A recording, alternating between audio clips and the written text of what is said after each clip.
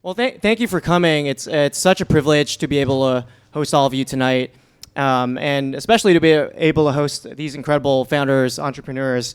I was taking a look at the New York Tech Week events list, and there's something like 700 events this week, which is incredible.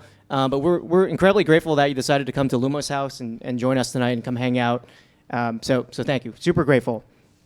If we haven't met before, my name is Andrew Young. I'm an entrepreneur, investor, immigrant, moved to New York City, moved to the United States 4 years ago to work at Facebook, worked at Google, and then recently quit to build an events business. And so, Lumos House is a part of that.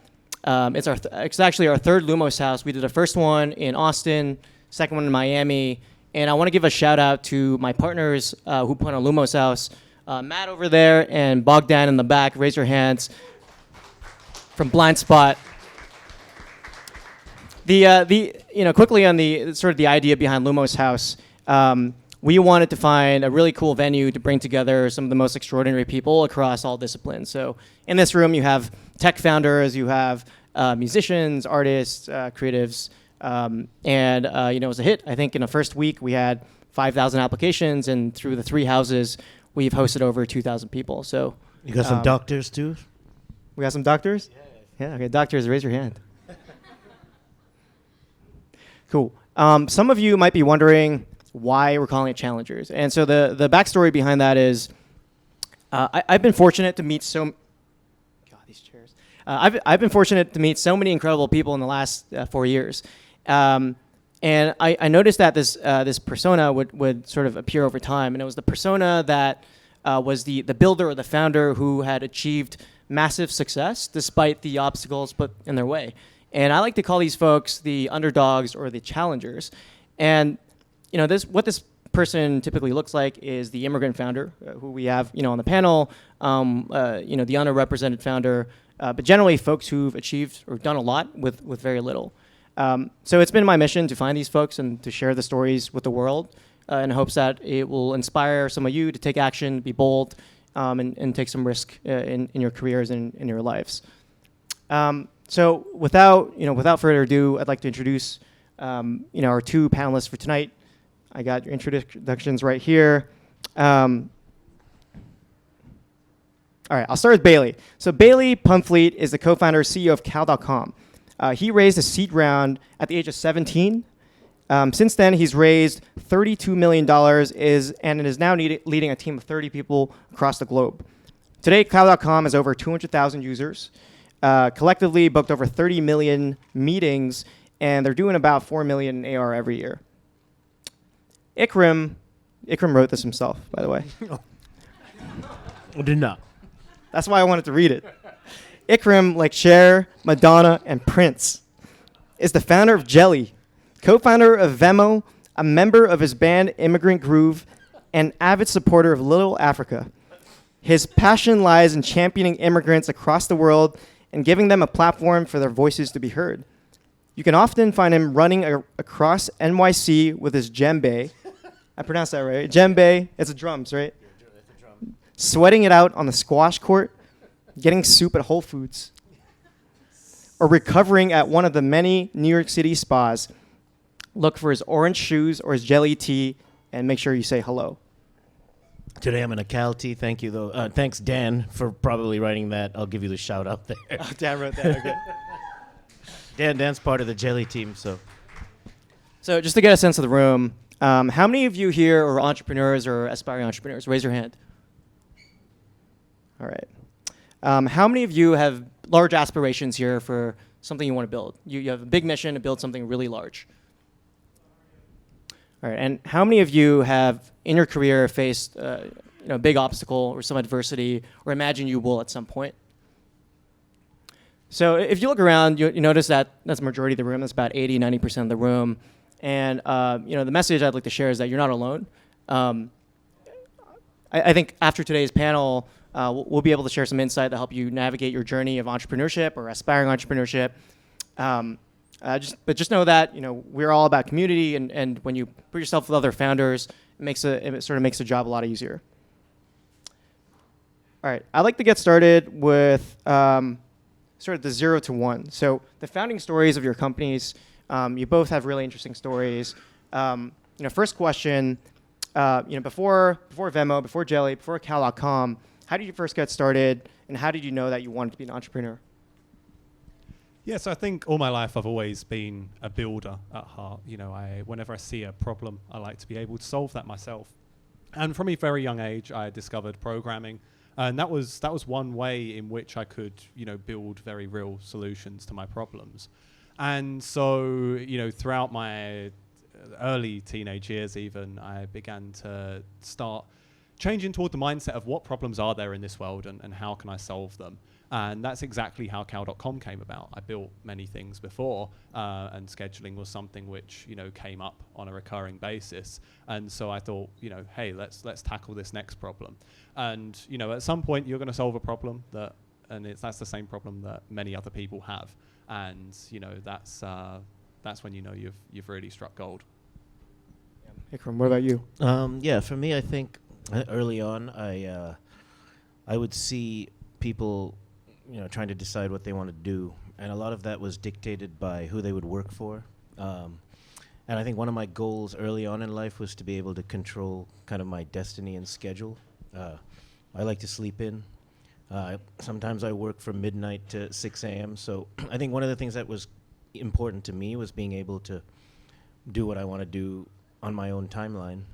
So the only option there was kind of entrepreneurship. And I think ever since I was sort of like a sophomore in college, like even when people went and took summer jobs places, I would kind of try to create something where I would control what I'm working on. And there are pros and cons to that. The pros are you get to do whatever you want whenever you want, but you also have the the side effect where if you're not disciplined or you don't show up or you're not able to handle the challenges involved with that, it can be stressful. So that was why I did that. Yeah, that's a really interesting point. A lot of people talk about sort of the glory of entrepreneurship. It's interesting to hear about sort of the cons. Bailey, I'm curious for you, what are some of the things you've realized the last 3 years building your company? Some of the not so shiny things that you've come across that might make you question, the idea of entrepreneurship.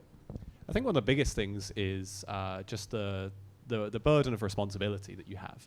I mean, if I look across, anybody that works for Cal.com, and I think any founder will look across the people that work for them, these are people's livelihoods and their families' livelihoods that depend on them. I know within Cal.com we have a lot of people where the Cal.com employee is supporting their entire, family.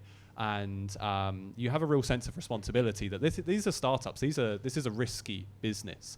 And we as founders have the responsibility to manage that risk and, create longevity for our employees and their families. That's a really good point. You're responsible for your entire team, their salaries. The other thing I've noticed is that it's always in your mind. You're always thinking about your company, which is probably why we all like going to the spa. So a little bit of the backstory. I think the idea behind this whole event was actually done in a spa. We were in the Equinox sauna room. That's why a lot of founders like going to the spa. Like I first met Bailey, and he was in a towel. Flattering. And looked pretty good. And then Andrew as well. And Jacob. I think Jacob's in there somewhere. Where's Jacob? But we were in the sauna. No, we thought it was a sauna, but it was actually a steam room. We have a lot of steam room stories. We'll probably share another time, maybe round 2. Probably not the best for right now. Talk a little bit about how it felt to take an unconventional path. And so, Bailey, you were like 17, graduated from high school early, skipped college, just started a company. Iqram, you were fairly early in your career when you started Venmo. I'm sure a bunch of your peers were going to the corporate route. Talk a little bit about that. So for me, it actually started, my kind of path to Venmo was me and my freshman year college roommate. We actually became very close friends. We did everything together besides actually working on a project or a company together. And I think when college was coming to its end and people were trying to figure out what comes next, Cortina, his name's Cortina, him and I decided that we're kind of just going to stick it out and work on a bunch of things together and see what happens. So before Venmo, him and I actually worked on a couple projects right out of college. We would actually go door to door at restaurants and try to sell them websites for free food. Like we would basically try to do anything to make ends meet. And I think the fun part about us doing it together was we got to do it together. And even though we weren't making investment banker salaries or whatever, we weren't kind of like, hot shit. After college, we were kind of like, we were delusional enough to convince each other that whatever we were doing was amazing. And then eventually that led to us continuing to want to work with each other. And that 6 or 7 years after college, the idea for Venmo came to be between us, similar to being in a steam room. We were at a bar, and 7 years went by, and him and I were just working on Venmo, and that was that. I think for me, the unconventional path is, I managed to get out of high school at 16. There's some small loophole where you can do that in the UK. And because I knew that I didn't want to take the traditional path of education, I had a really solid conviction on what I wanted to do with my life beforehand. But the thing is I then reached the age of 17 and I'm, beginning to work on cow.com. And then, it was the first thing that, really got serious traction beyond other, random side projects. And then it's the real sense of, hey, I'm onto something here, but am I truly ready for this? I mean, we can all be put into unexpected situations in life, and cow.com was exactly one of those for me.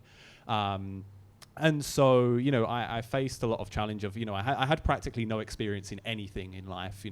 I grew up in a small town to a relatively working class family. We were nothing to do with startups or business or anything like that. I had no knowledge. I hadn't even really been out there and worked a job for all that often.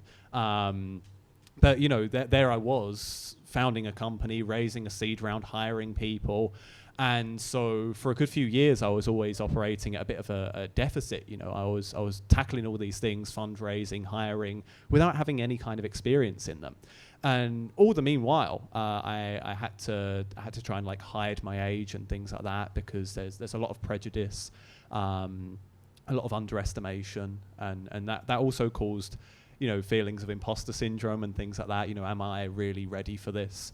And it was definitely something which, in the early stages, before I managed to prove myself, my age was always something of a disadvantage, something that people could just prejudice me against.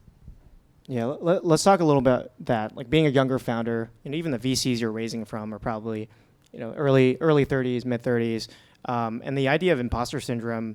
Can you talk a little about the frameworks and sort of the mindsets you use to overcome some of that stuff and really turn your perceived obstacles into strengths, if you will? Yeah, I actually a while ago, and this is my Instagram bio for any of you who may follow me, is 0% skill, 0% talent, 100% confidence. I've always believed in the power of bullshit and just improvisation.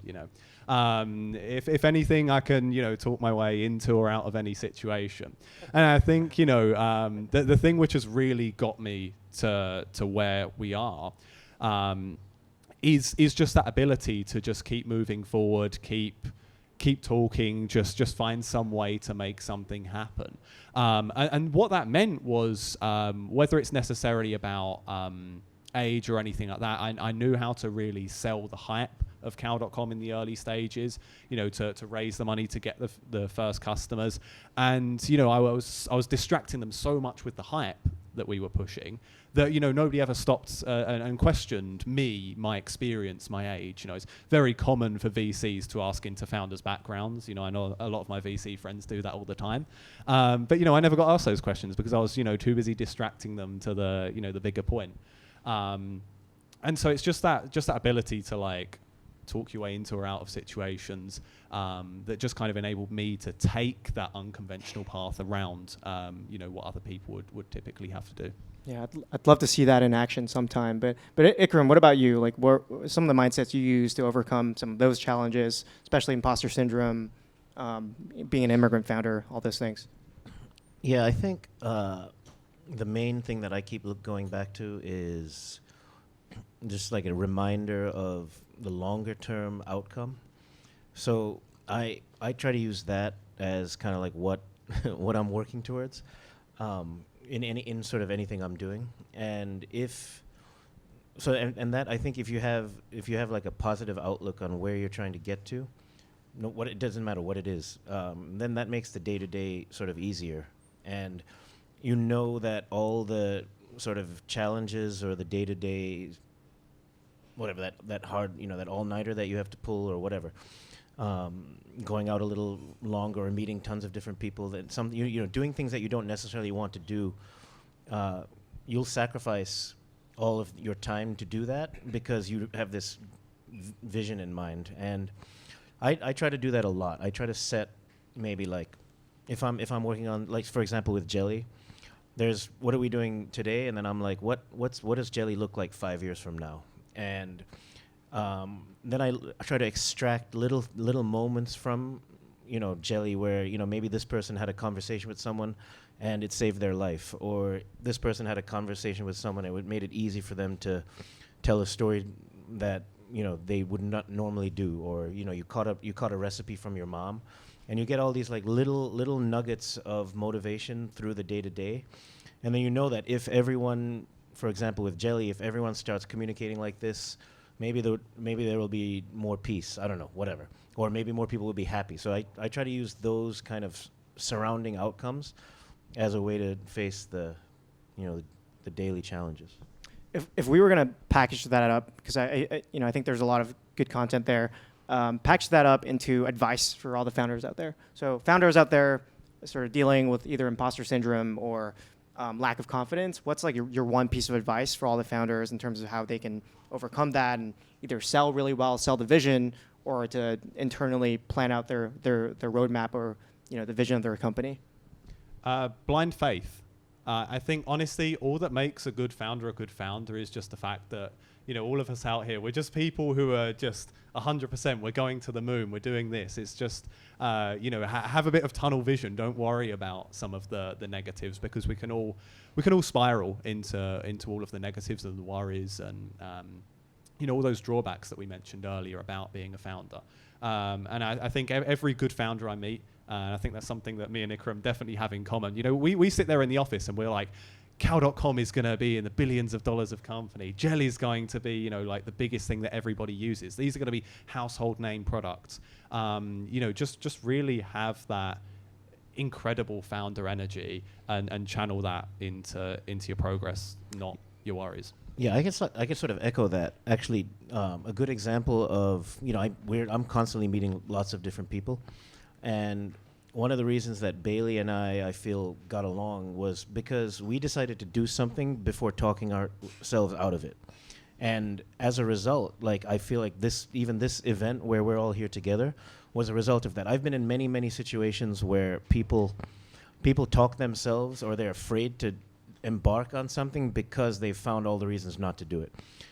I feel like maybe even for us, it's like our form of talking ourselves out of doing it is doing it as an experiment and then seeing how we can kind of shift it into its path. It's kind of like in jazz, for example, there are two types of drummers. There's the drummer that comes in and can, regardless of what is being played on stage, can improvise and find a groove.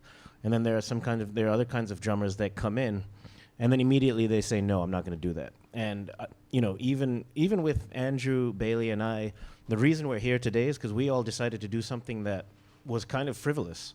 And there was a little bit of blind faith involved. And now I'm talking to Bailey about, like, man, we got to take whatever we're doing and bring it to more and more people. I was telling Andrew, like, we got to do more Lumos houses all across the country. Let's take it to the continent. And but these came from just random chats in steam rooms. I don't know. Yeah, I think if I was going to summarize that, the idea of like optimism and not finding excuses to not do something. That makes sense. Yeah. I think we have this type of energy in our group chats where anytime I suggest something, anyone suggests something, we're like, down. Like, let's do it. Basketball, spa, music show where Iqram's performing, we're in. So I think like one of the key takeaways, at least for me, is you have to find your community and your peers that are overly optimistic and almost like a little bit delusional, but will help you reinforce that energy. So you execute, and then you sort of iterate on that. By the way, in case anyone is confused on the branding on the T-shirts, it's because they swapped shirts. Bailey runs cal.com, Iqram runs Jelly. In case anyone's confused. Yeah, we might do a CEO swap. I don't know. It's like bring your son to work, bring your friend to work. Yeah, it's like I'll run cal.com for a week, and I don't know. Who knows where that'll end up. Maybe there won't be a cal.com after the week. I know if you ran Jelly for a week, this shit would be popping. Let's talk a little bit about launching. And so, Bailey, you launched on Product Hunt, and you had traction really quickly, right? Right off Product Hunt. Iqram, when you launched, Venmo, within a couple of years, you had millions of users. Curious to see how you think about launching Jelly as well. But talk about your launch, your mindset, and some of the things you've learned throughout the launch. For me, I mean, I love the launch. The launch is the most fun part of doing anything. It's a lot of work, but in the early Venmo days, I think the most fun I had was I must have met like 10,000 people just randomly, and in every it's a fun way to stimulate yourself. Like I would just be talking to all kinds of people, trying to find creative ways to make or turn Venmo into something they would use, and I think there's a lot of fun in that. It's kind of like making a song or something. It's like you're just very in that very creative mode, and I think getting to a launch, one just simple advice that I tell myself is pick a date. Just find one date and decide to do it. You'll be amazed by how everyone around you can rally around that. Even if the date is made up, use some kind of estimate. So for me, you got to pick a date, and then you have to literally backfill everything that has to happen to get it to that point. If you don't, then you're going to get into a point where you're just dragging things on, and then have fun with it. Like and the other thing I've learned about launching is it's never the first launch. It's normally not the second launch or the third launch or the fourth launch. Just if you're going to do a startup or try and get something off the ground, be willing to launch it at least 1 million times. That's an exaggeration, but it takes a few launches. Like I'm sure Cal's first party or whatever wasn't the one that was a success.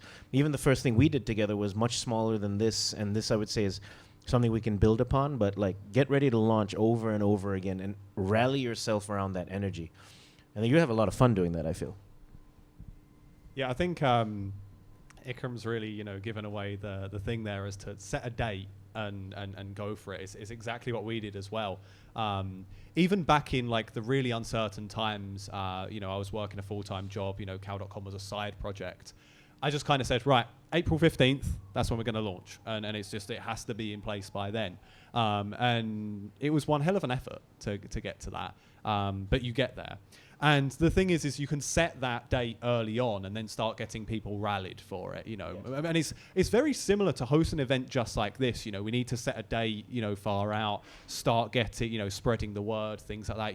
We've built up all these people for this event in the same way that you build people up for a launch. A launch is effectively no different. And you can also leverage a lot of virality techniques and things like that. There are so many great social media platforms out there where you can, have people doing all these, referring other people or tweeting about I got my cal.com link, sign up for yours. And as founders, we can leverage that and just get people to promote this stuff like wildfire. I think there's literally a playbook on how to launch on Product Hunt and get 1,000 signups or something. It costs $50, but it's out there. You can buy it. I talked to a lot of founders who are not, they want to launch their product, but they're not happy with the aesthetic. They're not ready for the launch. Any advice for founders in those shoes? Is it still sort of just pick a date, go for it, or do you have any other sort of techniques that you would advise them to think about? Don't worry. When you look at what the first launch of cal.com was, this was literally me working on cal.com evenings and weekends. It was literally just me as well, no team behind it.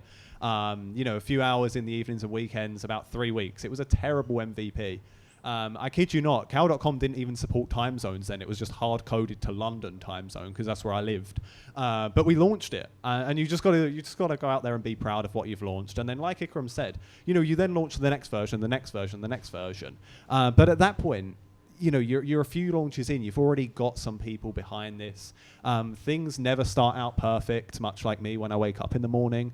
So you just got to iterate. Your product needs to come together in time, and I mean, I feel like being in the tech world, you have the benefit of being able to kind of make mistakes.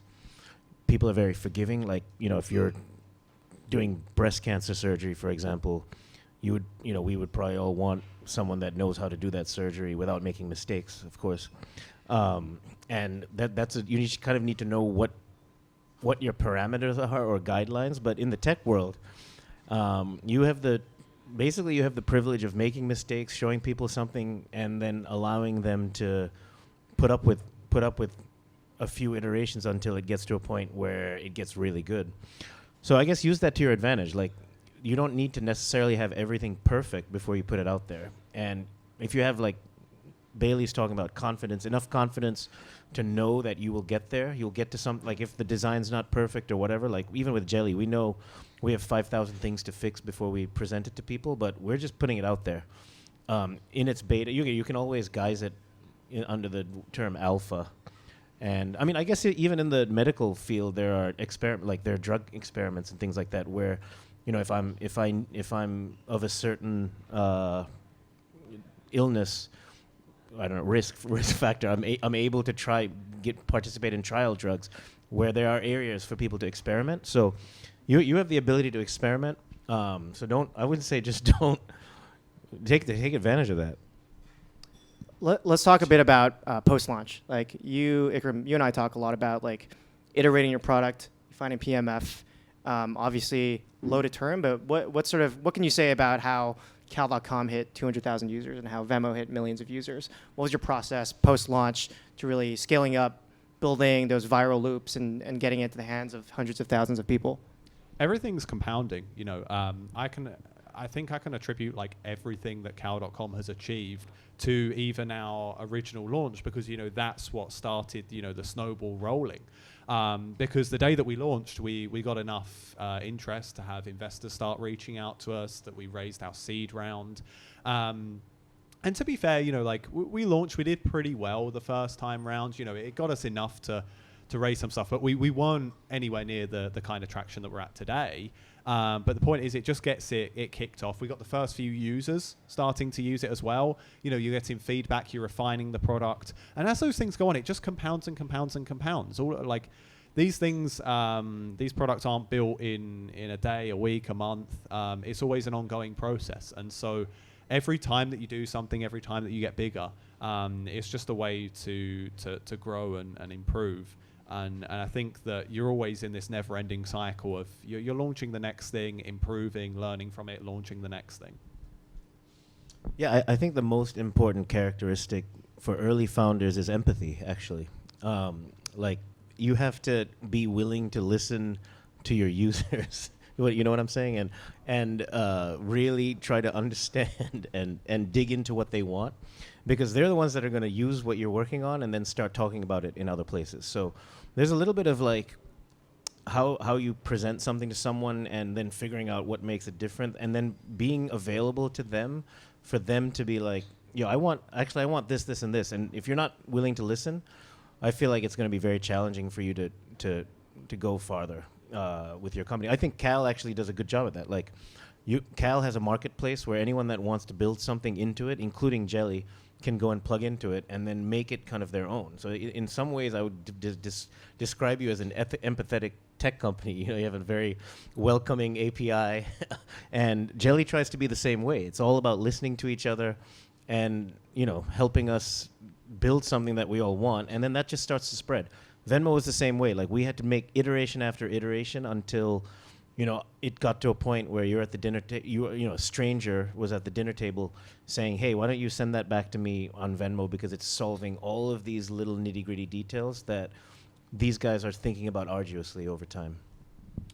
I talk to a lot of consumer founders who talk about the idea of talking to users, and then on the B2B side, it's like you have to talk to your customers. And so, this might be oversimplified, but in the early days, how many users did you speak with to sort of get input? And what's your advice out there for anyone building a consumer Like, how many people should you talk to before you gain the confidence that it's a feature you should ship?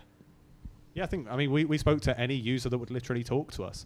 That's why, the first line customer support is something so important, rather than just necessarily solving people's problems and then saying goodbye. It's really learning why those problems exist. Also, something I always did, and I still do it to this day, is with cow.com. I will go to my grandma and say, okay, sign up for cow.com, and I'll watch over her shoulder as you do it. I love that.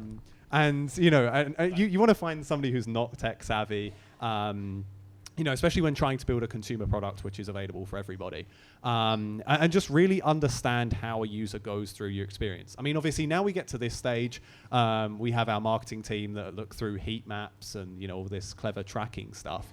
But I think the best way to do that to begin with is seriously like ask your parents or your grandparents or like whoever has absolutely nothing to do with your product to use it, and just see how it is, and really like be observant, take notes, and be as self-critical as possible.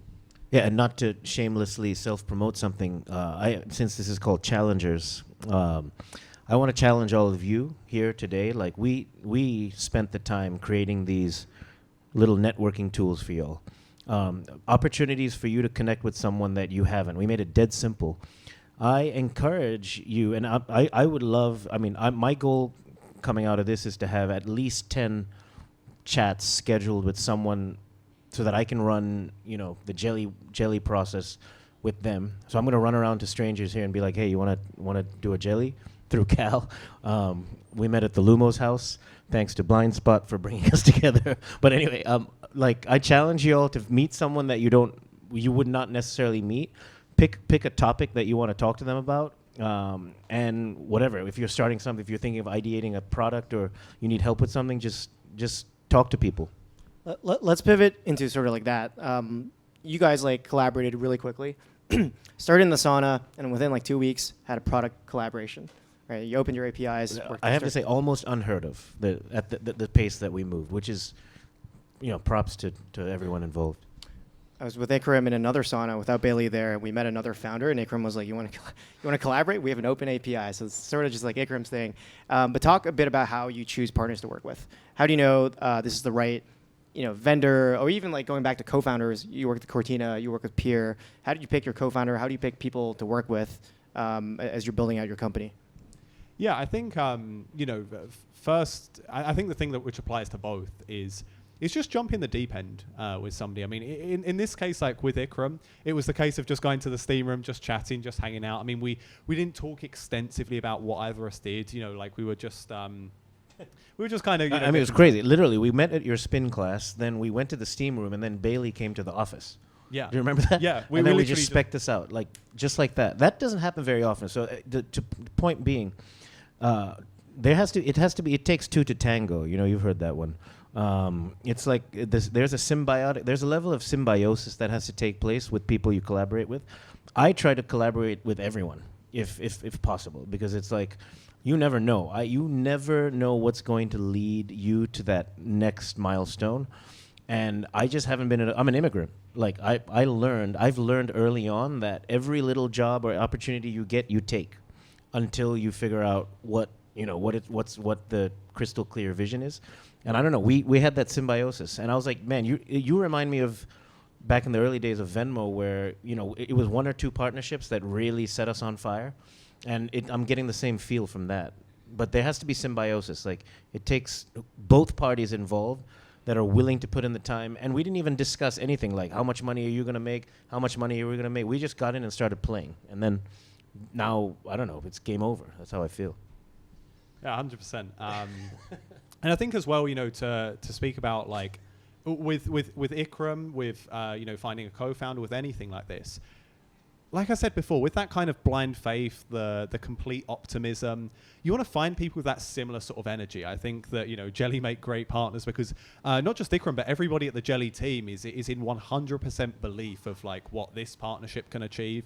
When finding a co-founder, I found a co-founder who also shares that, 100% belief. We go to 100 billion or die.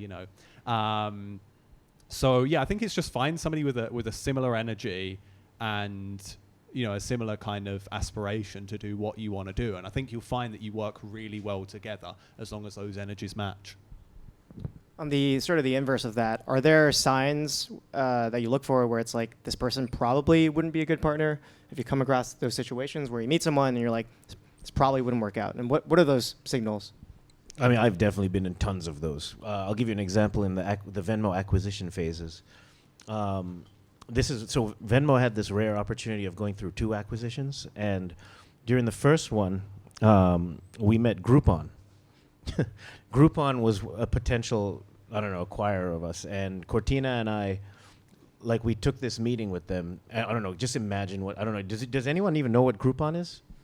Okay, a couple people, I don't know. I don't know if it's still around, but we took this meeting with them, and it was like putting, I don't know, how would I describe this? It was like putting blueberries with, injera bread and some, What's that? injera, bread? Injera, the Ethiopian, yeah. Just the worst possible combination of ingredients in a room. Cortina and I left that meeting and we're like, we will kill ourselves before working at that company. It's because there was just the flow, there was no feel, same thing happened when we talked to the Square teams. We took, Venmo also talked to Square, and I remember taking them, you kind of you have these litmus tests for how you feel. You want to have fun with the people you work with. Regardless of whether we work together, we're going to hit the steam room or the sauna. Back to the steam room and the sauna. I remember taking the Square team out, and one of my favorite spots in town is this place called Guantanamera. They have the best live Cuban music every night. Hey, wait, I know. Have any of y'all been to Guantanamera? I know someone has here, but okay, yeah. Dan's got, I know, tonight, and then some other folks. But so literally, we went to this. This is just an example of how it's not going to work, no matter what amount of whatever opportunities on the table. We go to Guantanamera. For me, that's my sweet spot. And the whole Venmo team, and the music is just banging. It's like some of the best Cuban music in town. We should just all go there at the end of this week. And the Square guys came up to us and he's like, it's just a little loud and obnoxious over here. You think we could go somewhere else? And I was like, all right, that deal's done. So I took them to the basement and we didn't talk. We just all right, whatever. My mouth was shut, and then I never talked to them again. But that's just an example of, kind of like in the tech world, how a first date can go wrong. It's many first dates will go wrong there. It's just once you get that click, you got to go all in, and all in. So yeah, that's when we met Braintree, it was kind of an all in play. So yeah. Honestly, yeah, I mean, if you got to work with people, you gotta like. You gotta enjoy spending time with them. Yeah, I think that applies to absolutely every sense. I think that. You got to be coming in from the right angle. Some people come into certain situations and they're analyzing, what can they get out of something. This is something that just happens in business, personally. There are certain people that will come to you and they're just looking for some kind of angle on you, some kind of opportunity. But there are other people who are there because they have a similar energy. They really match with you, and it's those kind of people that you have to really, get together, work with, be friends with, whatever. Those are the people that are going to be most important to you in life. The new skill I've had to learn after many years in corporate is trusting your gut. It's tough, but it's you just feel it out. There's no framework. And your you gut just is feel it often out. right all the time. Yeah. And then years can go by, and that then you're like, shit, I should have just I knew that early on. But questions, I think that's what. Yeah. Let's. Well, actually, one last question I'd love to hear. We'll end on this one, and then we'll open up for some questions, and then we got food coming. But looking forward, just curious to hear your views on the future of social as it relates to Jelly and the future of work and scheduling as it relates to Cal. Some thoughts, predictions, and what role do you expect to play in that space? Yeah, Cal.com is something which we've never really looked at as just people to use at their jobs, but something that just everybody should be using in general. That's why the tagline is scheduling infrastructure for absolutely everyone, and we want to see scheduling become part of everybody's lives, because at the end of the day, even if we're meeting up with friends on the weekend, I know especially with like founder friends and things like that here in the city, so difficult to find time with each other, or if I'm calling my parents back home, across different time zones, things like that, schedules can conflict. So what we're really trying to achieve is, not just the similar use cases which you're familiar with things like Calendly and your typical things that you use at work, but we're really trying to bring scheduling and putting it in the hands of everybody, that this becomes part of your everyday life, much like WhatsApp or your calendar. Everybody uses it both at work and personally. So I'd really love to see everybody be able to make the best use of their time and connect with as many people as possible effortlessly.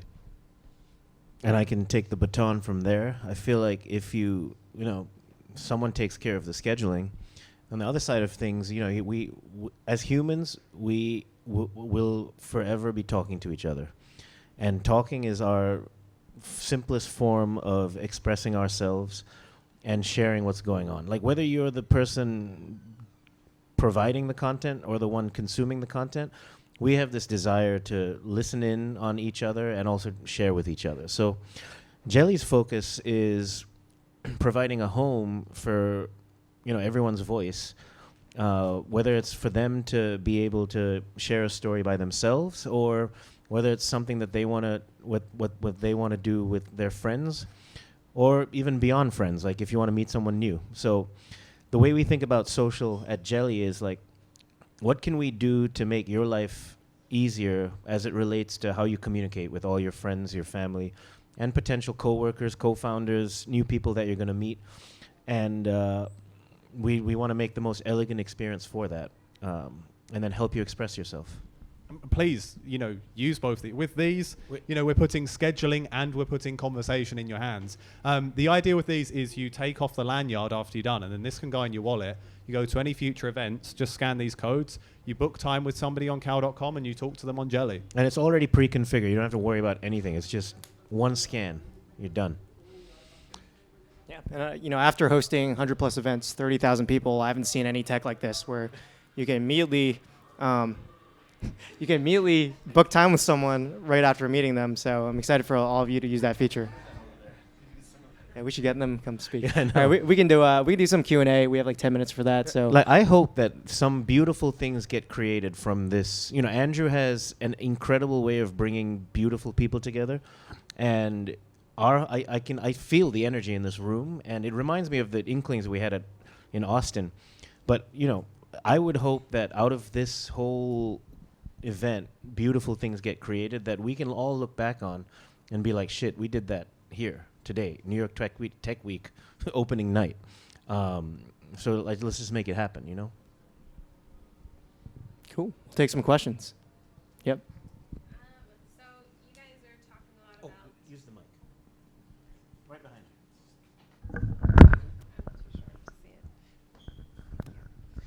you. So you guys are talking about being the underdog, not really being set up for success.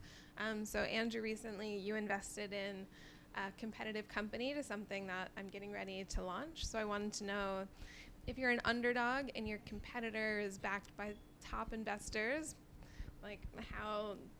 what's the best way to not lose confidence or help other people to have more confidence in what you're doing?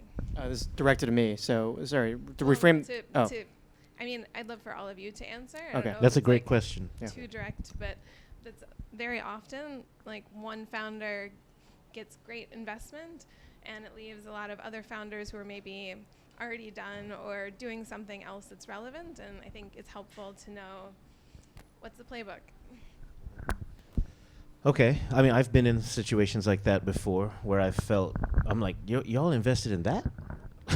It starts with that kind of thinking. I mean, the immediate answer is just if you're going to give up because there's so many people and investors in this world. If you're going to give up just because someone else is doing better than you right now or in this present moment, then you probably shouldn't be doing what you're doing. And it's probably time to switch to something else, because in order to live through all of that sort of envy, or maybe you can call it jelly, I don't know. It's challenging, but you have to be very, very strong in your belief for what you want to do, and realize that there's not only one option. And if someone's getting a lot of hype, like I've seen hype come and go. I've seen people, even during the Venmo days or even the Jelly days, like when other companies are showing up. I think there was this company called Dawala and WheatPay and all this stuff. They were raising tons of money, and we were still kind of like underdogs, Venmo. Or then you can look at the bigger players like PayPal or whatever. You just have to have the kind of the confidence to keep going, and knowing that, and don't be jaded. Like, you have to also use what you're hearing as part of your iterative process. And then you just got to work your way in like an immigrant, figure it out. Like, figure out how to change the no to a yes, and be very diligent and disciplined about why you're feeling the way you're feeling. And then if it's anything related to feeling down, put it away and keep focusing on your goal. You know what? I think, money isn't anybody's advantage. Youthfulness is, and like a fresh perspective. When I look at, many of our well-funded and well-established competitors, or anybody's well-funded and well-established competitors, the disadvantage they have is that, they're stuck in this, they've already built such a huge, kind of legacy enterprise, that they're kind of stuck where they are. It's these young, new startups that have the ability to really challenge the status quo, and come in with a fresh perspective and do new things. Money is never going to be your advantage. We're all here in this unique position where we can look upon any company in the world and assess them at what they're doing wrong. Because we can see that from the outside, and we have the ability to create something new that changes that. Yeah, we'll take another. Jacob, how much time do we have? Can we take 2 more, 3 more? 2 more? Okay, cool. All right. What's the story on how you bought cal.com, like that domain? It's crazy. I'd love to hear how you got the domain. That's definitely like one of the most commonly asked questions I get. I always say, buying the domain name was harder than raising the seed or Series A combined. That was a lot of time sucked out of my life, and a lot of willpower, sucked out of my life. Ton of negotiations. We looked at acquiring a few different very short domain names. It's a very, very tricky and ambiguous thing, because there's no set cost on what, domain names are. There are people who have paid like 30 million for these kind of domain names. There are people that have paid like 50K. It's so difficult, but really you just gotta. I'm a good hardball negotiator, so I think that definitely got the domain to a price range we were happy with. But the thing that I always say is I think we could have paid a hell of a lot more for it, and it would have been worth it, because at the end of the day, our domain name is our brand, and I think you always want to have a really strong brand, especially in the kind of game which we're playing.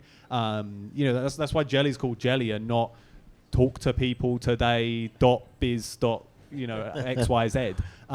You want to, if you want to become a household name, you need to have a good brand, and so that's going to be something which is going to be infinitely worth it, no matter how much you pay. Cool. We'll take one more, but also we're going to be around, so you guys can stick around and ask questions. Yeah. You can come up to the mic right here. Thank you for sharing your experiences and insights. I'm curious about your approach to managing long-term retention and active usage, especially for consumer apps. And I feel like with AI, we see high growth all the time, but are customers paying? Are they using the platform? Are they here in the long term? How do you manage those things? Yeah, I think we always set out to be very, like, we're a product first company entirely. Notably in our case, the difference between us and, Calendly, the other big player there, is that Calendly are a very sales driven company, whereas we're all product people at heart. And so we were very critical about how do we make the best experience for everybody, full stop. So you can actually get yourself to the point where, you're objectively the best thing on the market. And, if you look at scheduling tools, I can actually say with confidence, you're not going to find a product with a better user experience than cow.com. And that's how we keep users, really. People are only going to churn from your product if something else is significantly better, because there's that effort that's involved with switching. And so as long as you keep your product always innovating, always tailoring to what users are doing. And that's why I say I still do that grandma test, so to say, or anything like that. We're always, we got an incredible marketing team that go through and they analyze where anybody ever, drops off. And it's always about that constant improvement. And as long as you can maintain your status as the easiest thing to use, then, we see absolutely negative churn. And really, really sticky retention. Yeah, I think it's that makes complete sense. Beyond that, making something, don't fool yourself about what you think people want. And there's a fine line between art and your form of whatever creative expression, and then building something and tracking something that people actually want. So you have to kind of combine the two when you're making something new, I feel, to get it to a point where you're not in outer space designing something, which is there's a place for that. But if you're trying to build something that grows and retains, again, listen to your users and be kind of diligent and disciplined about making something that they want. We do this at Jelly every day. We're talking every week. We talk to 10 users about their experience, and we've purposely kept Jelly in private beta because we know it's not at a point where it's going to retain users. 3 months from now, I think it's going to get much closer to that, but we are conducting research 24/7. And then once it clicks, it's over. It's then you've got, you'll know. Yeah, the thing that's stuck with me is make something that people want. I think that's good wisdom. But with that, we'll wrap. We'll be around. We got some food coming up. But round of applause for these guys for sharing their thoughts with us Thank you. today. Thank you very much.